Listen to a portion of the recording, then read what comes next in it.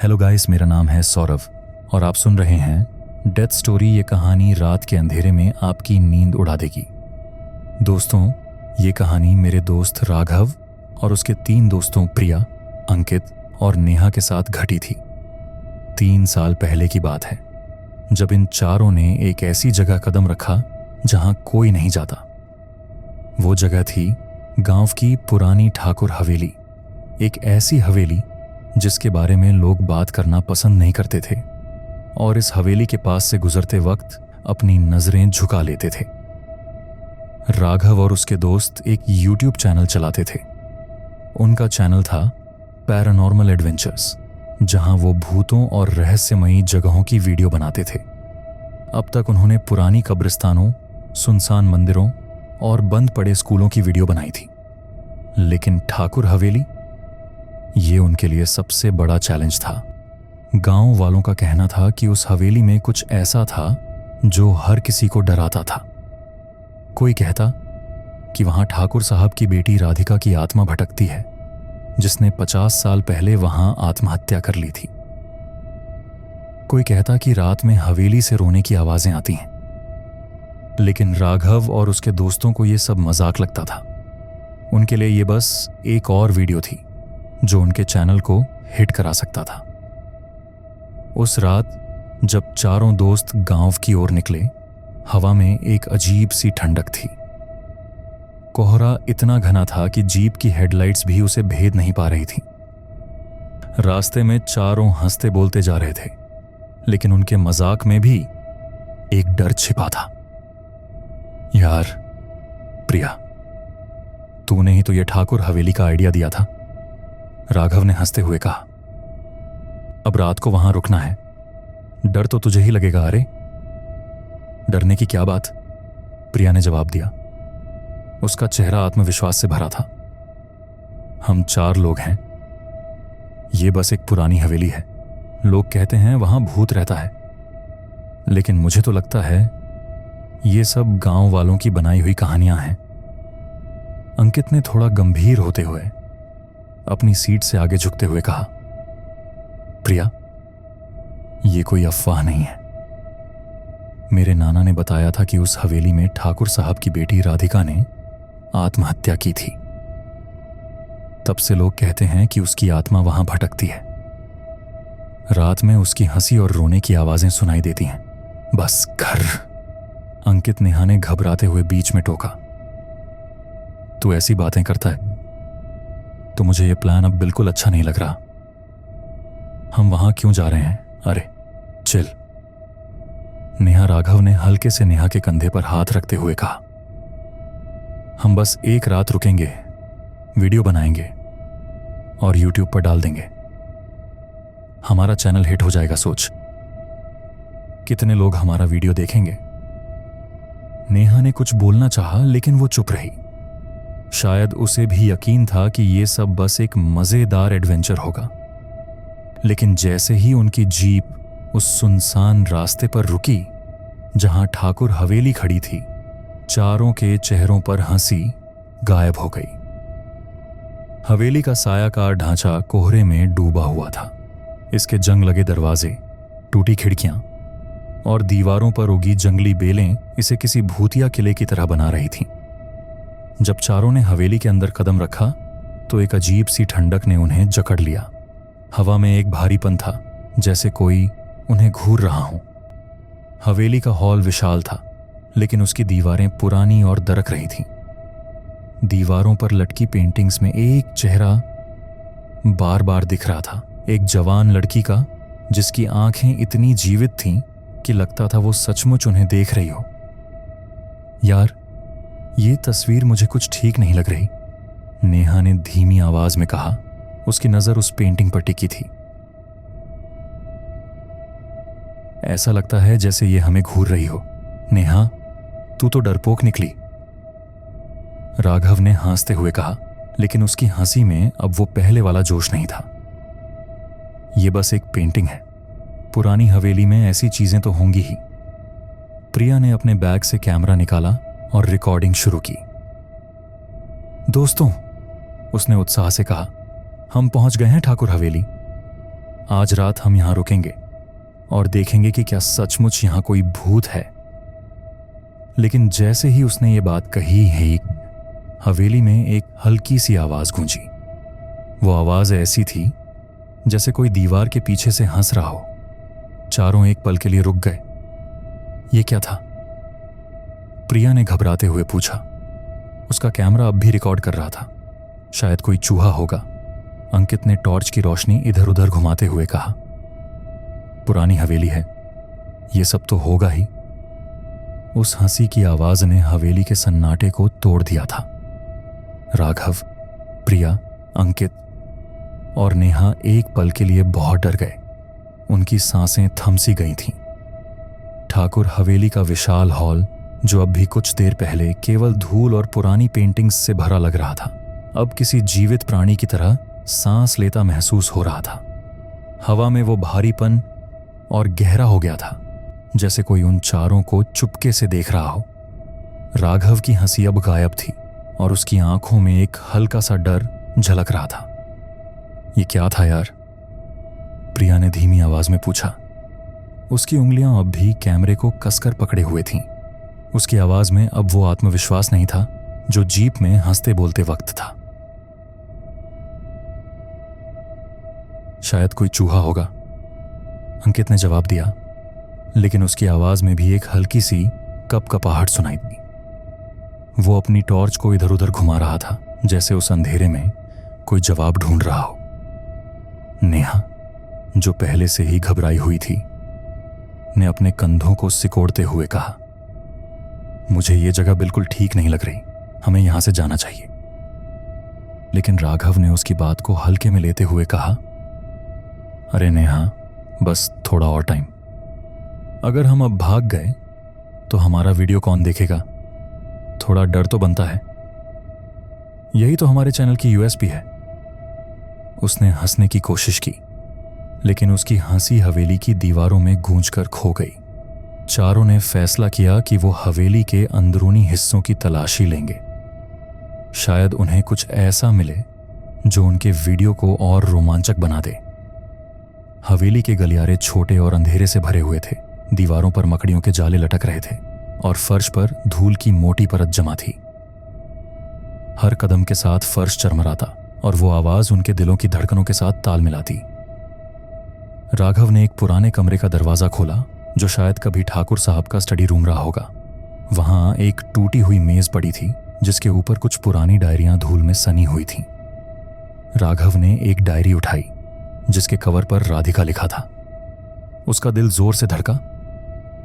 ये उसी राधिका की डायरी है, उसने धीरे से कहा, जैसे डर रहा था कि उसका नाम लेने से कुछ अनहोनी हो जाएगी। उसने डायरी खोली। पन्ने पीले पड़ चुके थे और स्याही कुछ जगहों पर धुंधली हो गई थी, लेकिन जो लिखा था वो साफ पढ़ा जा सकता था। राधिका ने अपने आखिरी दिनों के बारे में लिखा था। उसने बताया था कि उसके पिता ठाकुर साहब कितने सख्त और क्रूर थे। वो उसे एक ऐसे शख्स से शादी करने के लिए मजबूर कर रहे थे जिसे वो बिल्कुल पसंद नहीं करती थी। एक पन्ने पर लिखा था, मैं इस हवेली से कभी नहीं निकलूंगी, ये मेरा घर है। अगर मुझे यहां से जाना पड़ा तो मैं मर जाऊंगी। आखिरी पन्ने पर सिर्फ एक लाइन थी जो अधूरी रह गई थी, आज रात मैं। राघव ने डायरी बंद की। उसकी उंगलियां कांप रही थीं। ये तो ऐसा लगता है जैसे राधिका की आत्मा सचमुच यहां है, उसने धीरे से कहा। प्रिया ने उसकी बात को हल्का करने की कोशिश की। राघव, ये बस एक डायरी है, पुरानी बातें हैं बातें। हमें वैज्ञानिक तरीके से सोचना चाहिए। लेकिन उसकी आवाज में भी अब वो पहले वाला जोश नहीं था। तभी हवेली में एक जोरदार आवाज गूंजी, जैसे कोई भारी चीज गिर गई हो। चारों के दिल एक पल के लिए थम गए। वो आवाज हवेली के ऊपरी माले से आई थी। वो क्या था? नेहा ने धीरे से पूछा। उसकी आंखें डर से चौड़ी हो गई थीं। शायद कोई पुराना फर्नीचर गिरा होगा, अंकित ने कहा, लेकिन उसका चेहरा बता रहा था कि वो खुद अपनी बात पर यकीन नहीं कर रहा था। चारों धीरे धीरे ऊपरी माले की सीढ़ियों की ओर बढ़े। सीढ़ियां पुरानी थीं और हर कदम के साथ वो आवाज कर रही थीं जैसे कोई उन्हें रोकना चाहता हो। ऊपरी माले का गलियारा और भी अंधेरे से भरा था। वहां हवा में एक अजीब सी गंध थी, जैसे सड़ी हुई लकड़ी और कुछ और, जो वो समझ नहीं पाए। राघव ने अपनी टॉर्च की रोशनी एक पुराने दर्पण पर डाली जो गलियारे के अंत में दीवार पर टंगा था। दर्पण धूल से ढका था, लेकिन उसमें राघव का चेहरा साफ दिख रहा था। तभी उसे कुछ अजीब लगा। दर्पण में उसके पीछे एक और चेहरा था, एक लड़की का, जिसके लंबे काले बाल चेहरे को ढके हुए थे और आंखें लाल चमक रही थीं। राघव ने झटके से पीछे मुड़कर देखा, लेकिन वहां कोई नहीं था। यार, मैंने अभी अभी दर्पण में कुछ देखा, उसने घबराते हुए कहा। उसकी आवाज कांप रही थी। कोई मेरे पीछे खड़ा था। राघव, तू मजाक तो नहीं कर रहा? प्रिया ने कहा, लेकिन उसकी आंखें अब गलियारे के अंधेरे में कुछ ढूंढ रही थीं। मैं मजाक नहीं कर रहा, राघव ने जोर देकर कहा। मुझे सचमुच कुछ दिखा। तभी नेहा ने एक पुराने बेडरूम का दरवाजा खोला। कमरे में एक पुरानी अलमारी थी जिसके दरवाजे आधे खुले थे। नेहा ने हिम्मत करके अलमारी के पास जाकर उसे पूरी तरह खोला, लेकिन जैसे ही उसने ऐसा किया, अंदर से खून की बूंदें टपकने लगीं। वो लाल बूंदें धूल भरे फर्श पर गिर रही थीं और उनकी आवाज हवेली के सन्नाटे में गूंज रही थी। नेहा चीख पड़ी और पीछे हट गई। ये क्या था? वहां खून था, खून। नेहा, शांत हो, अंकित ने उसे पकड़ते हुए कहा। शायद वो कोई पुराना रंग होगा, लेकिन उसकी आवाज में यकीन नहीं था। चारों ने फैसला किया कि वो हवेली के मुख्य दरवाजे की ओर वापस जाएंगे, लेकिन जब वो हॉल में पहुंचे तो वो दरवाजा जिससे वो अंदर आए थे अब अपने आप बंद हो चुका था। राघव और अंकित ने मिलकर उसे खोलने की कोशिश की, लेकिन दरवाजा टस से मस नहीं हुआ। ये दरवाजा अपने आप कैसे बंद हो गया? प्रिया ने घबराते हुए पूछा। मुझे लगता है हमें यहां से निकलना होगा, नेहा ने रोते हुए कहा। यह जगह शापित है, लेकिन निकलना इतना आसान नहीं था। हवेली की दीवारें अब और करीब आती महसूस हो रही थीं और चीखों और की आवाजें अब और तेज हो रही थीं। राधिका की आत्मा या जो कुछ भी वो था अब उनके और करीब थी। हवेली का सन्नाटा अब और गहरा हो चुका था, लेकिन उस सन्नाटे में एक भयानक हंसी थी जो राघव, प्रिया, अंकित और नेहा के कानों में गूंज रही थी। ठाकुर हवेली का मुख्य दरवाजा, जो कुछ घंटे पहले उनके लिए खुला था, अब एक अभेद्य दीवार की तरह बंद था। राघव और अंकित ने अपनी पूरी ताकत लगाकर उसे धक्का मारा, लेकिन दरवाजा टस से मस नहीं हुआ। हवेली की दीवारें अब उनके चारों ओर सिकुड़ती सी लग रही थीं और हवा में वो अजीब सी गंध, सड़ी लकड़ी और खून की मिलीजुली उनके फेफड़ों में घुस रही थी। यह दरवाजा अपने आप कैसे बंद हो गया? प्रिया की आवाज में घबराहट थी। उसकी उंगलियां अब भी कैमरे को कसकर पकड़े हुए थीं, जैसे वो उसमें कोई सुरक्षा ढूंढ रही हो। मुझे लगता है यह जगह सचमुच शापित है, नेहा ने रोते हुए कहा। उसकी आंखें डर से भरी थीं और वो अपने कंधों को सिकोड़कर अंकित के पास खड़ी थी। हमें यहां से निकलना होगा, नहीं तो हम सब मर जाएंगे। शांत हो नेहा, अंकित ने कहा, लेकिन उसकी आवाज में भी अब वो आत्मविश्वास नहीं था जो शुरुआत में था। हमें बस सुबह होने तक रुकना है। सुबह होते ही हम गांव वालों से मदद मांग लेंगे। राघव, जो अब तक चुप था, ने धीरे से कहा, लेकिन क्या हमें सुबह तक जिंदा रहने देगा वो जो भी यहां है? उसकी नजर हवेली के अंधेरे गलियारे की ओर थी, जहां से अब हंसी की आवाजें और तेज हो रही थीं। चारों ने फैसला किया कि वो हॉल में ही रहेंगे, जहां कम से कम वो एक दूसरे को देख सकते थे। लेकिन हवेली का हॉल अब पहले जैसा नहीं लग रहा था। दीवारों पर लटकी राधिका की पेंटिंग, जिसकी आंखें पहले से जीवित लग रही थीं, अब बदल चुकी थीं। प्रिया ने सबसे पहले उस बदलाव को देखा। यार, वो पेंटिंग, उसने कांपती आवाज में कहा। उसकी नजर पेंटिंग पर टिकी थी। इसकी आंखें अब लाल हैं और ऐसा लगता है जैसे वो हिल रही हो। राघव ने हिम्मत करके पेंटिंग के करीब जाकर देखा। प्रिया सही कह रही थी। राधिका की पेंटिंग की आंखें अब खून की तरह लाल थीं और उनमें एक अजीब सी चमक थी, जैसे वो सचमुच उन्हें घूर रही हो। ये तो पहले ऐसी नहीं थी, राघव ने धीरे से कहा। उसका गला सूख चुका था। तभी हवेली में एक जोरदार हंसी गूंजी। वो हंसी इतनी भयानक थी कि चारों के रोंगटे खड़े हो गए। वो किसी इंसान की हंसी नहीं थी। उसमें एक ऐसी क्रूरता थी जैसे कोई उनकी आत्मा को चीर देना चाहता हो। हंसी के साथ साथ हवेली की दीवारें हिलने लगीं, जैसे कोई उन पर जोर जोर से मुक्के मार रहा हो।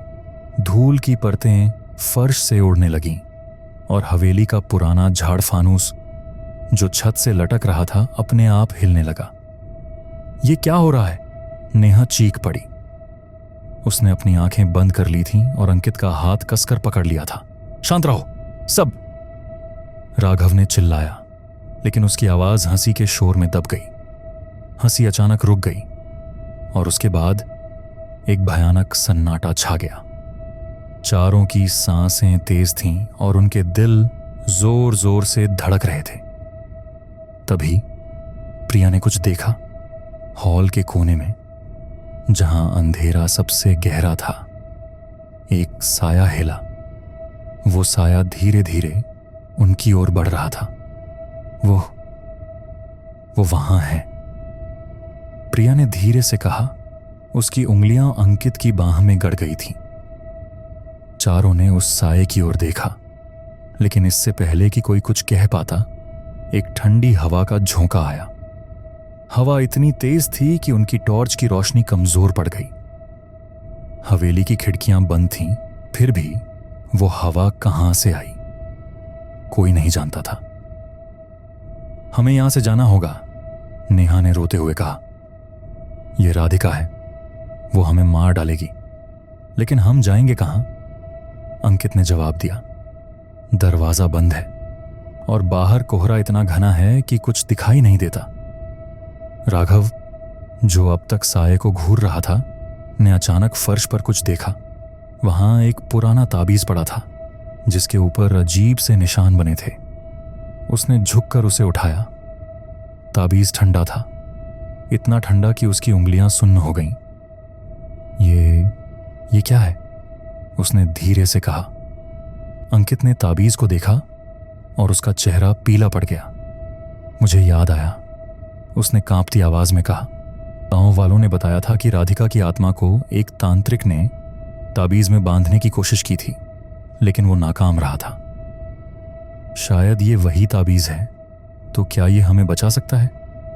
प्रिया ने उम्मीद भरी नजरों से पूछा। पता नहीं, राघव ने जवाब दिया। उसकी उंगलियां अब भी ताबीज को कसकर पकड़े हुए थीं। लेकिन हमें कुछ तो करना होगा। तभी हवेली के ऊपरी माले से एक और आवाज आई।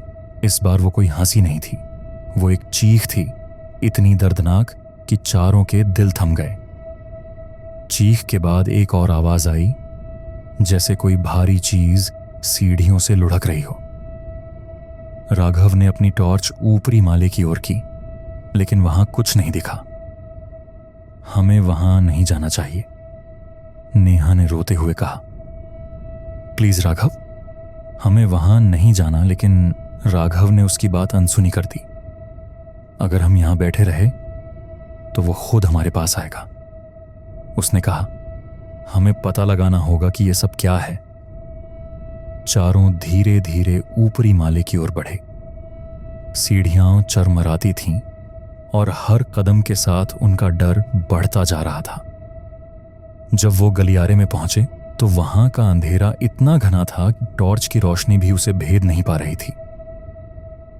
तभी गलियारे के अंत में वही पुराना दर्पण दिखा जिसमें राघव ने पहले साया देखा था। लेकिन इस बार दर्पण में कुछ और था।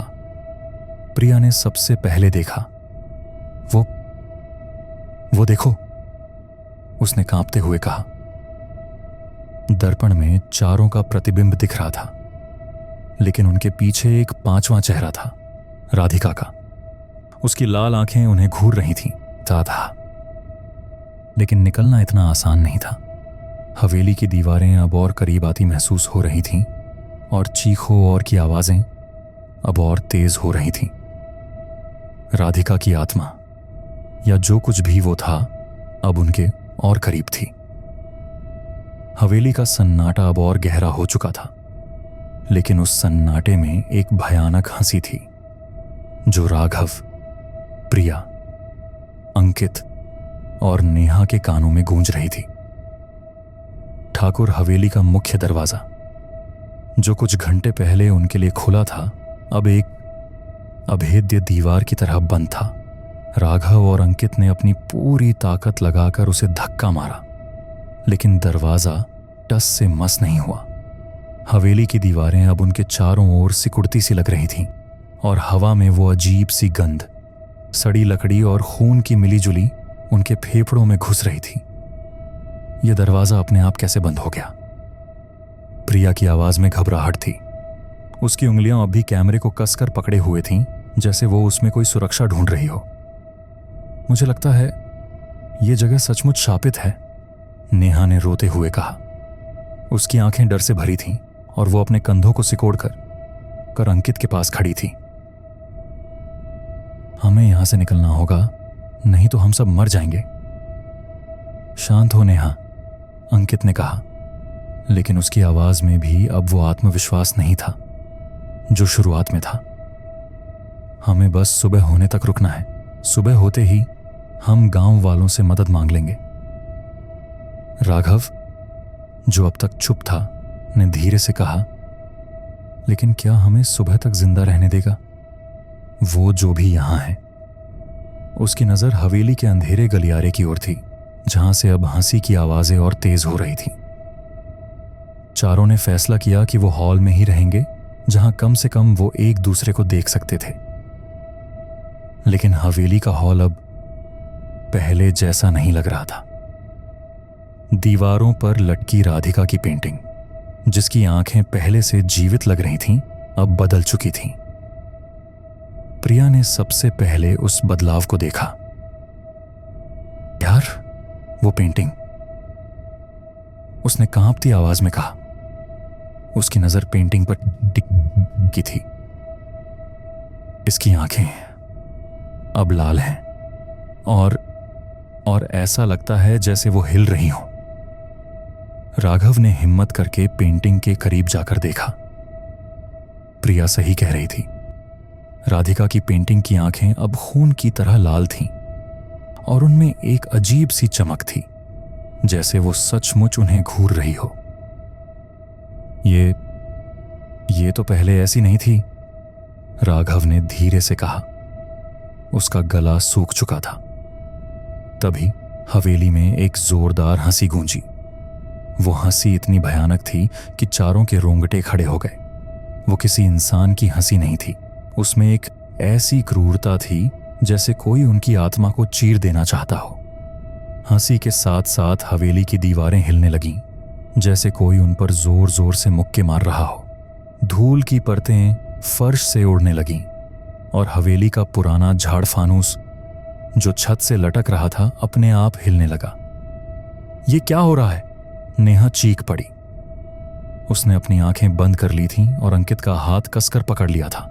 शांत रहो सब, राघव ने चिल्लाया, लेकिन उसकी आवाज हंसी के शोर में दब गई। हंसी अचानक रुक गई और उसके बाद एक भयानक सन्नाटा छा गया। चारों की सांसें तेज थीं और उनके दिल जोर जोर से धड़क रहे थे। तभी प्रिया ने कुछ देखा। हॉल के कोने में, जहां अंधेरा सबसे गहरा था, एक साया हिला। वो साया धीरे धीरे उनकी ओर बढ़ रहा था। वो वहां है, प्रिया ने धीरे से कहा। उसकी उंगलियां अंकित की बाह में गड़ गई थीं। चारों ने उस साये की ओर देखा, लेकिन इससे पहले कि कोई कुछ कह पाता, एक ठंडी हवा का झोंका आया। हवा इतनी तेज थी कि उनकी टॉर्च की रोशनी कमजोर पड़ गई। हवेली की खिड़कियां बंद थीं, फिर भी वो हवा कहां से आई कोई नहीं जानता था। हमें यहां से जाना होगा, नेहा ने रोते हुए कहा। यह राधिका है, वो हमें मार डालेगी, लेकिन हम जाएंगे कहां? अंकित ने जवाब दिया। दरवाजा बंद है और बाहर कोहरा इतना घना है कि कुछ दिखाई नहीं देता। राघव, जो अब तक साये को घूर रहा था, ने अचानक फर्श पर कुछ देखा। वहां एक पुराना ताबीज पड़ा था जिसके ऊपर अजीब से निशान बने थे। उसने झुककर उसे उठाया।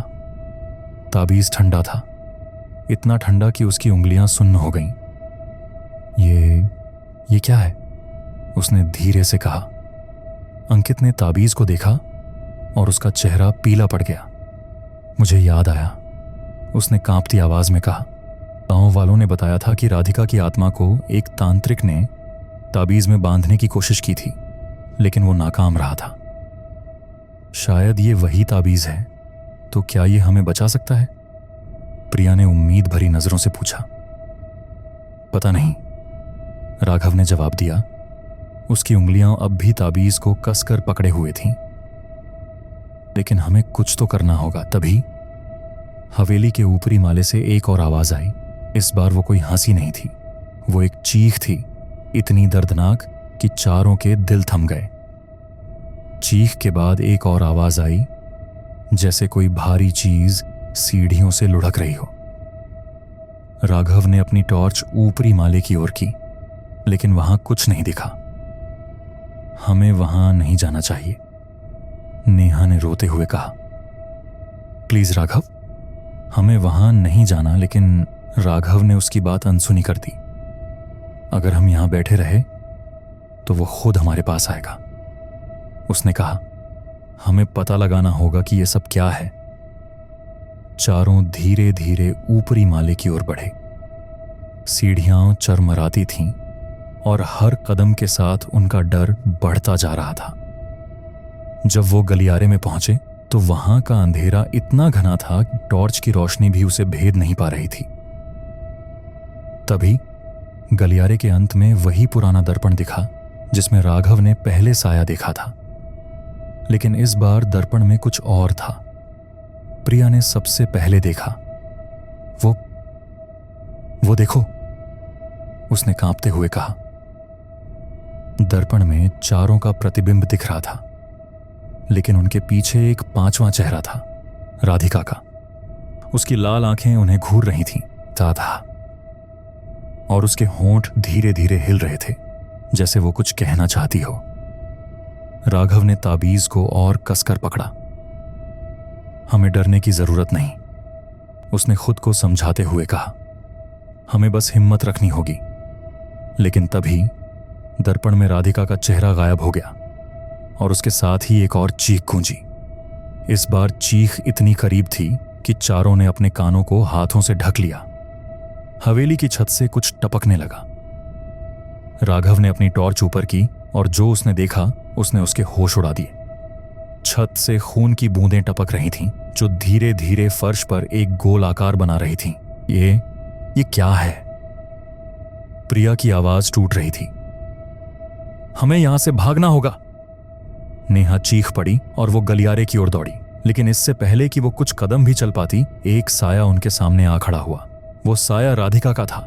उसके लंबे काले बाल हवा में लहरा रहे थे और उसकी लाल आंखें क्रोध से जल रही थीं। तुम यहां से नहीं जा सकते, उसने एक भयानक आवाज में कहा। यह मेरा घर है। चारों पीछे हटे, लेकिन उनके पीछे अब दीवार थी। राधिका का साया धीरे धीरे उनकी ओर बढ़ रहा था और उसकी हंसी फिर से हवेली में गूंजने लगी। राधिका का साया ठाकुर हवेली के अंधेरे गलियारे में चारों दोस्तों राघव, प्रिया, अंकित और नेहा के सामने खड़ा था। उसकी लाल आंखें क्रोध से जल रही थीं और उसके लंबे काले बाल हवा में लहरा रहे थे, जैसे कोई अदृश्य तूफान उन्हें उड़ा रहा हो। उसकी भयानक आवाज, तुम यहां से नहीं जा सकते, ये मेरा घर है, हवेली की दीवारों में गूंज रही थी।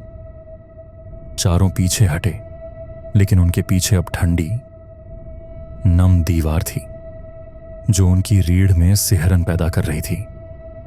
राघव की उंगलियां ताबीज को कसकर पकड़े हुए थीं, लेकिन उसका दिल इतनी जोर से धड़क रहा था कि उसे लग रहा था कि वो अभी फट जाएगा। प्लीज हमें जाने दो, नेहा ने रोते हुए कहा। उसकी आवाज टूट रही थी। हमें नहीं पता था कि ये तुम्हारा घर है। हम बस एक वीडियो बनाना चाहते थे। राधिका का साया एक पल के लिए रुका। उसकी लाल आंखें नेहा की ओर मुड़ी और उसका चेहरा धीरे धीरे बदलने लगा। क्रोध की जगह अब एक गहरी उदासी झलक रही थी।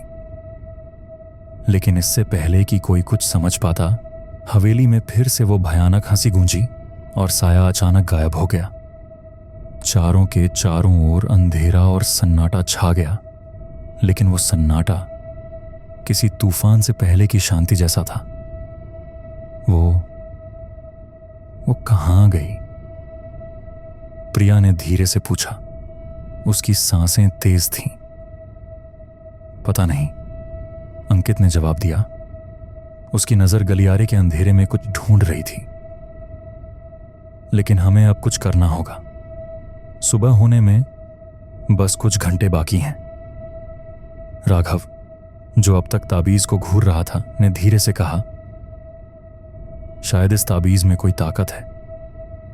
गांव वालों ने कहा था कि एक तांत्रिक ने राधिका की आत्मा को इसमें बांधने की कोशिश की थी। अगर हम इसे सही तरीके से इस्तेमाल करें तो शायद। लेकिन हमें इनमें कैसे पता चलेगा कि इसे कैसे इस्तेमाल करना है? प्रिया ने बीच में टोका। तभी उसकी नजर हॉल की एक पुरानी मेज पर पड़ी, जहां एक मोटी धूल से सनी किताब पड़ी थी। वो किताब पहले वहां नहीं थी, या शायद उन्होंने उसे पहले नोटिस नहीं किया था। प्रिया ने हिम्मत करके किताब उठाई। इसके कवर पर कोई नाम नहीं था, लेकिन इसके पन्ने पीले और फटे हुए थे, जैसे इसे सालों से किसी ने नहीं छुआ हो। उसने किताब खोली और उसके पन्नों से एक अजीब सी गंध उठी, जैसे पुरानी स्याही और सड़ा हुआ चमड़ा। किताब में कुछ मंत्र लिखे थे, जिनके साथ अजीब से चित्र बने थे। पेड़, आग और एक ताबीज, जो राघव के हाथ में पकड़े ताबीज जैसा ही था। एक पन्ने पर लिखा था, शापित आत्मा को मुक्ति देने के लिए सच्चे दिल से मंत्र पढ़ें और उसकी पीड़ा को समझें। केवल सच्चाई और पश्चाताप ही उसे शांति दे सकते हैं। यहां लिखा है। प्रिया ने कांपती आवाज में कहा, अगर हम इस मंत्र को सच्चे दिल से पढ़ें और राधिका से माफी मांगें तो शायद वो हमें छोड़ दे। माफी? राघव ने भौहें चढ़ाते हुए कहा, हमने तो कुछ किया नहीं, हम क्यों माफी मांगें? शायद उसे लगता है कि हमने उसका अपमान किया। अंकित ने गंभीर स्वर में कहा, हम बिना इजाजत उसकी हवेली में घुस आए। शायद वो चाहती हैं कि हम उसकी कहानी सुने। चारों ने एक दूसरे को देखा। नेहा अब भी कांप रही थी, लेकिन उसने हिम्मत करके कहा, ठीक है, अगर मंत्र पढ़ने से वो हमें छोड़ दे तो हमें कोशिश करनी चाहिए। राघव ने ताबीज को हवा में उठाया और प्रिया ने किताब से मंत्र पढ़ना शुरू किया। मंत्र की आवाज हवेली के सन्नाटे में गूंज रही थी और जैसे जैसे वो पढ़ रही थी, हवेली में एक अजीब सी शांति छाने लगी। हवा का वो ठंडा झोंका अब रुक गया था और हंसी और चीख की आवाजें धीमी पड़ गई थीं।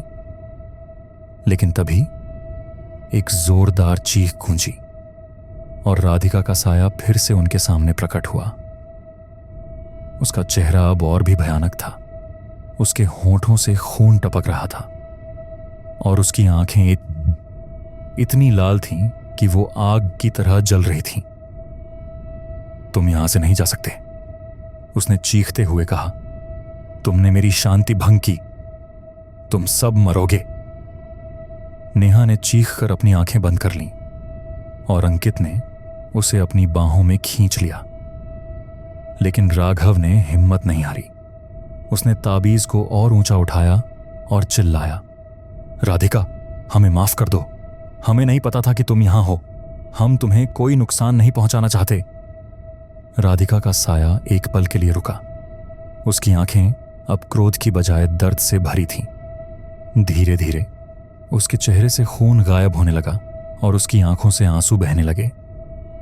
मुझे छोड़ दो, उसने धीमी टूटी हुई आवाज में कहा।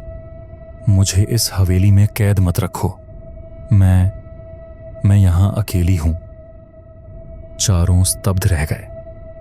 राधिका की आवाज में अब वो क्रूरता नहीं थी, उसमें एक गहरी पीड़ा थी, जैसे कोई सालों से अपनी कहानी कहने को तरस रहा हो। तुम्हारी आत्महत्या? प्रिया ने हिम्मत करके पूछा। क्या हुआ था राधिका? राधिका का साया धीरे धीरे जमीन की ओर झुका।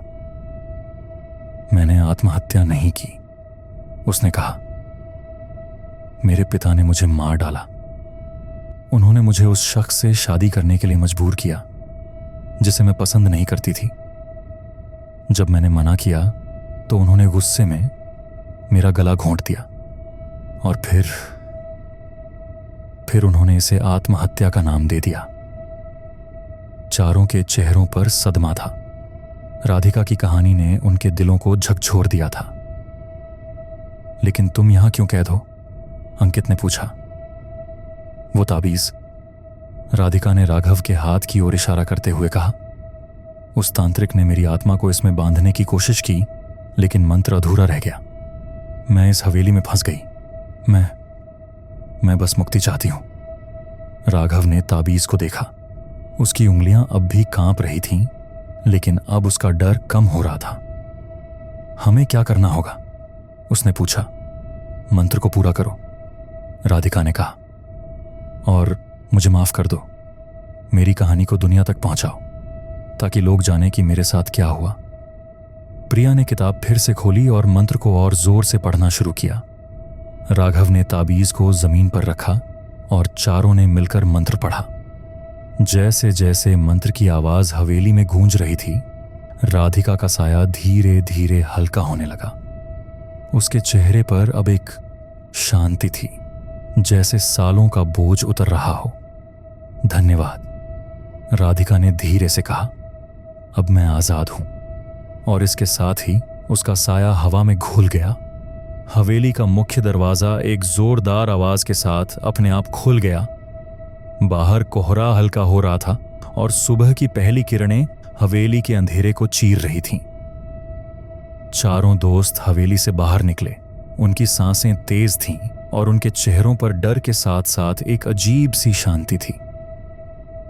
राघव ने ताबीज को अपनी जेब में रख लिया, जैसे वो राधिका की कहानी का एक हिस्सा हो। हमने उसे आजाद कर दिया, प्रिया ने धीरे से कहा।